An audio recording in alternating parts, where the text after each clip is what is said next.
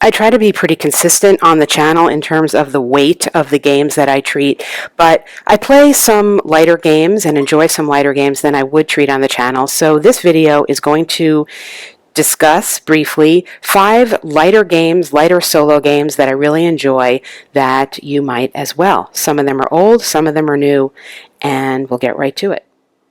Coming in at number 5 is a game that combines a theme I really like, which is comic book heroes, with a game mechanic I really don't like, which is deck building. I really don't like deck building. But in this case, the theme sort of wins me over, and I can get pretty involved in the game. I originally got it, I think probably when it came out, to play with one of my kids, and we played it cooperatively, but playing it by myself as a solo, it's easy for me. The threshold for me with comic book themed things is pretty low to get involved in the story and in the gameplay and sort of overlooking a mechanic that I actually really don't like. So Legendary, the downside to me on this is the setup time, and also just, I don't know, there's something about it's hard to sort through the cards, and for some reason, while I generally like sorting through cards, and if you've seen my channel enough, you know I have tons of games with hundreds and hundreds of cards, more than these. I don't have any of the expansions here, but there's something about this that I don't like and isn't enjoyable. So that's what makes it number 5, but the board is great, and it's a very gamey game. You know, all these are, they're light games, but I enjoy Legendary, despite the fact that deck building is just not my thing. I think it implements the theme well, and I don't need to get any expansions for it. I'm happy with what I've got. So that is my number 5 light game, Legendary, a Marvel deck building game.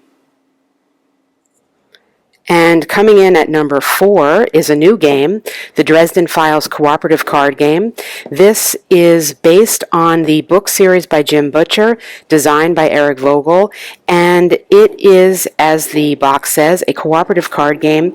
What you're doing in this game is you are playing through some of the novels, as it were. You do not need to have read the books to enjoy the game. I read some of the books a long time ago, but I can't really say I'm familiar with them.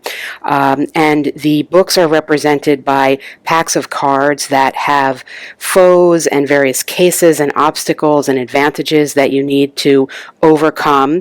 And you are playing various characters, and this is one character I really like. It's 2 characters, really, some werewolves.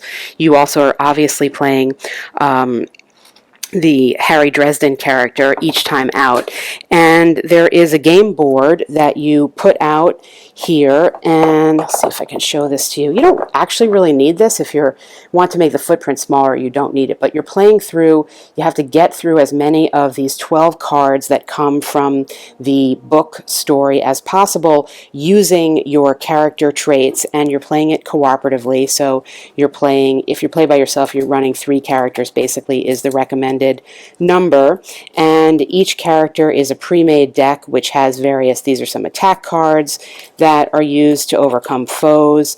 There are cards that help you overcome obstacles, and cards that let you contribute clues. Really what the game is resource management, because in order to play any card, you need to use a certain number of fate points and spend them to play a card, and there's a limited number of fate points per game, and you can adjust this to adjust the difficulty. I find even on the quote-unquote easy difficulty, it's hard to win this game. And the other neat thing about it is that in the base game, there are expansions that come with other books of cards that you can lay out to play different stories. But even in the base game, they give you a pretty thick set of what are known as side jobs cards, and these are in essence, make your own storyline, and there are various ways that you can pull in certain amount of foes and obstacles and cases to investigate based on a formula that they give you to create new stories. So there's variability in the base game. Ultimately, this is a puzzle game, and while it seems as if it wouldn't be that replayable because you are playing quote-unquote a story. I find that because it's completely randomized and basically the story is just a set of 12 cards in different combinations, that's both a plus and a minus. I think it's a minus in terms of really carrying forward an actual narrative, but it's a plus in terms of replayability, and also the thick set of side jobs cards lets you add in and make up other new stories to go, so it doesn't get that repetitive. The base game comes with 5 different characters, and there are expansion sets. It's a light game, it's quick, it plays 30 minutes, and it's very easy to understand. The rulebook is, I think, very clear both visually and textually, and I enjoy this game quite a lot. So that is the Dresden Files cooperative card game. I hope you didn't think I was going to ignore war games just because I'm talking about light games, because I'm not. Coming in at number 3 is Carrier Battle Group Solitaire. This is from Modern War, November-December 2014. I play a bunch of these Modern War games and enjoy them. The only downside to them truly is that for some reason the maps, which, you know, they're solo design games, the ones that I play, the maps are huge and they are often, I guess this one is not, but some of them seem to be often oriented vertically, which is like you can't really, I've got really long ape arms, but I can't even reach what I need to reach. This one is actually a a horizontal map. This is a light, heavily abstracted game of sort of the Cold War gone hot situation where here's how they describe the game. Carrier Battle Group puts you in command of a U.S. Navy carrier task force operating against the Soviet fleet in the North Atlantic in the 1980s. This is a solitaire game played in scenarios. The player must accomplish the scenario's objective, which that could be very different, which will be generated at random at the start of the scenario. You manage your carrier, air group, and escorts, and as you operate your battle group, you will encounter various Soviet warships, aircraft, missiles, and unexpected opportunities and objectives. These are represented by incident chits, and those, of course, lead to the combat. A lot of what you're doing is you're managing your battleship and you are managing these aspects of it in terms of leadership and the hull integrity and air defense weapons. It is, I don't actually have the counters, I realize, with it right now, but if you're familiar with any of the modern war games, you'll know that it is heavily abstracted and you know, probably to many, well, it's a war game, but it is a very, very light one, and the combat is resolved. I don't actually remember. It's in a teeny bit while since I've played it. I think it's one of these, you know, on a 5 or 6 roll kind of thing, and there is flavor in terms of there are these incident chits and events that happen that you pull in and different scenarios that you can go on. I think the rules for these are, you know, they're pretty decent. Here are the game credits on it, and I enjoy reading the articles that accompany these when you buy the magazine, as I did. They are perhaps not the most in-depth or analytical, but they give me enough flavor to get involved in it, and they're designed for solitaire, which of course I like. So that is number 3 for me, Carrier Battle Group Solitaire. And coming in at number 2, honestly, this was almost my number 1, but my number 1's number 1 for some sentimental reasons. Coming in at number 2 is a print and play game, Barbarian Vince. And this uses a deck of 52 cards that you print out, and you can see I'm using the backs of some other card, maybe some of you recognize this game, to house them, but you can print it right here in black and white.